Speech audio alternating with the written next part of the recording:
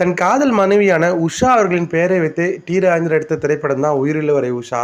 படம் மக்கள்கிட்ட ரொம்பவே பெரிய வரவேற்பை பெற்றது. பாடல்களுமே ரொம்ப அற்புதமாக இருக்கும். குறிப்பாக இந்த பாடலை கேஜே யேசுதாஸ் அவர்கள் இந்த கம்போசிங் போது ரொம்பவே என்ஜாய் பண்ணதா சொல்லியிருப்பாரு. நிலவினை மேகம் வானில் மறைக்க அவளினை யாரோ வீட்டில் தடுக்க மேகமது விலகாதோ சோகமது நீங்காதோ அத்தே பூங்காத்தே என் கண்மணி அவளை கண்டால் நீயும் காதோரம் போய் சொல்லு. வைகை கரை காத்தே நில்லு மஞ்சிதனை பார்த்தா சொல்லு.